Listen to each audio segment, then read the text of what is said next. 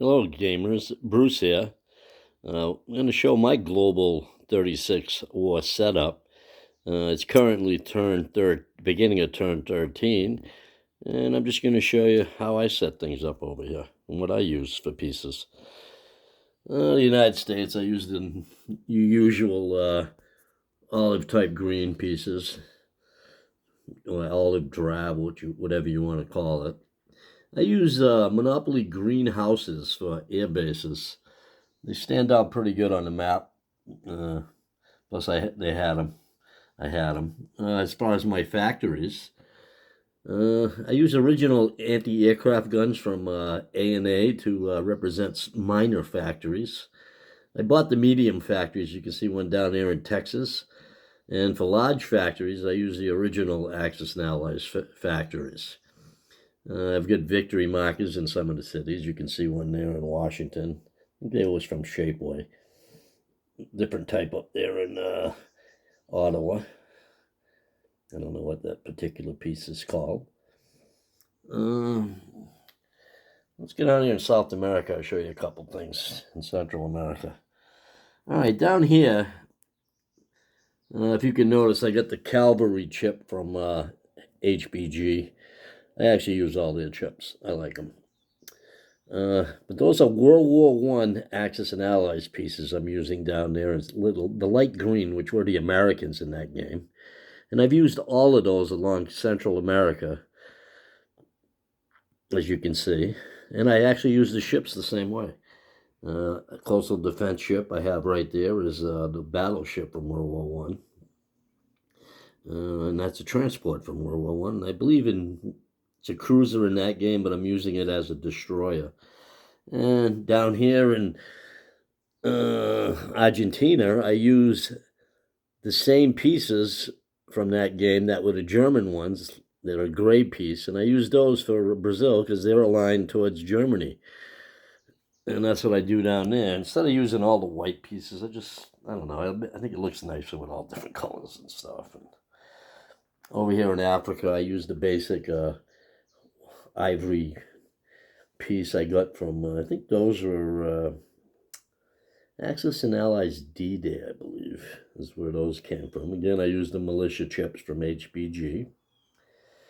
In this particular game, I've got my Eiffel Tower market down here in Cameroon, which is where the new French capital is.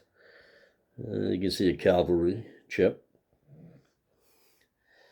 In the Middle East, I'm using those same almost white pieces to represent the neutrals. You can see, and I use the Vichy's. I use the Vichy set from HBG. Again, you'll see that Monopoly house there representing airbase. Over here in Spain, I'm using Axis and Allies original gray German pieces to represent the nationalists in Spain. And I actually used the Japanese from that same game to represent the Republicans. Over here, you see a coastal defense artillery, which actually came out of the D-Day game. I used those in this game. You can see there's another one over here in Crimea. And I actually bought a couple to put in Normandy and Picardy. I laid down for the Germans. You can see the different colored ships out there. You can see the cruisers right there from A&A. Red a heavy, yellow a light. Over here you see some destroyers. Yellow is a torpedo boat destroyer. Without no paint, it's just a regular destroyer. What else we got out here to show you that I use? There are no longer any Japanese pieces. I mean, Chinese KMT pieces on my board at the current moment. I use the light green pieces to represent the KMT, the ones from a global war. The Warlords, I use a darker green piece, which was from, trying to remember. Oh, I used the World War One. I used the World War One American pieces to represent the Warlords. They're darker green and they're a different type sculpt. And that's what I used there. Down in the Dutch East Indies, which has all been taken over by the Japanese now, I use red. I have some red units. And they actually use those for the CCP because they're far away, and the Dutch forces don't last long to the game anyway. So, and I can see a militia guy there, a militia chip with no one up. There he is. Pieces get knocked over. The Russians are the standard global war pieces. Same thing with the Germans. They use the black. You can see my SS marker right there under the under mechanized infantry. I use those markers to signify that they are advanced mechanized infantry. I also use them on jet fighters for the Germans. Their jet fighters have those under them. In the case of other countries, like the Americans, I use these elite markers right here from HBG, and those represent that is a jet fighter. Instead of I'd love to have all different sculpts for everything, but you gotta do what you gotta do. What else do we got here that I can show you? Again, the cruisers. You can see a couple heavy cruisers. Red on a battleship is a fast battleship, is what I do. If it was going to be a heavy battleship, I would use the elite marker on it. Over here, you can see some aircraft carriers with some yellow on the ends. Those are light. I use those for light carriers, so they can only carry the one plane. Regular ones with nothing on them, I use those. Those are the two. I got a couple in the box that have red on the ends. I use those for the heavy carriers to carry 3. Let's see. Let's look at some planes. Let's get some planes out here I can look at. All right, up here in Germany, as you can see, there's a big bomber there. That's with the red on it. When I got red on it, it's a strategic bomber. Again, if it was a heavy strategic bomber, I would use one of the elite markers like that, SS marker, or for the Americans, the elite marker. You can see a plane there with yellow on the end. I use that as a transport plane. And there is none on the board, I believe, right now. But when I use blue on the ends, that's a seaplane. Let me show you something else. Up here in Scandinavia, the Germans. Norway, I got the American troops from World War One. See, it's a different type skiff. Up here in Gotland, in Sweden, I'm using the Austrian chips from the World War One game. You can see that World War One tank is actually a light tank that was put down in January '43. I just put that down before the turn.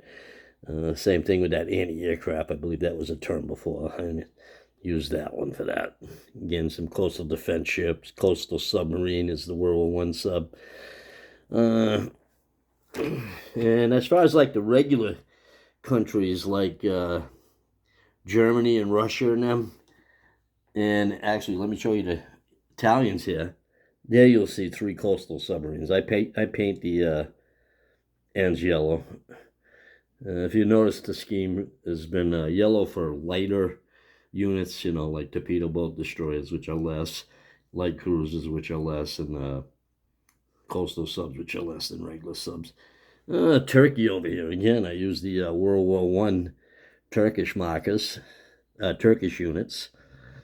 Also, any other ones? I got some oil derricks out there I put out. I just think they look cool. I got some down there in Java, too.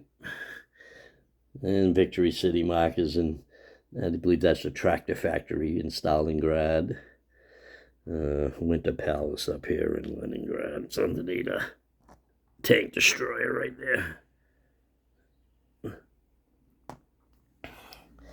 And that is basically my setup.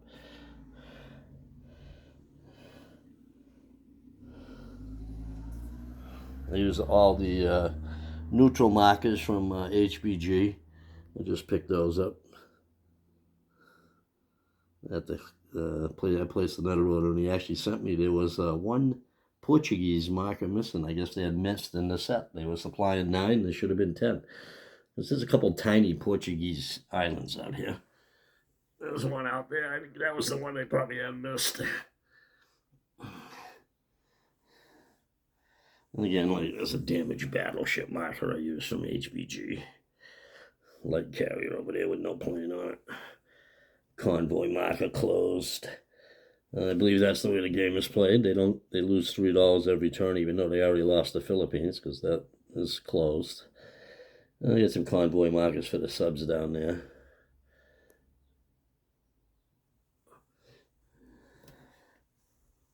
I do have a bunch of markers for the shipyards, dockyards, and stuff. It just gets to be too much on the board. Those are pretty easy to find more than the air bases are. The air bases tend to get covered up, especially in the cities and stuff. Kind of forget where they are. So I put those, like I said, those Monopoly houses. We used to use those in Global when we played. That's where we're at. Thank you.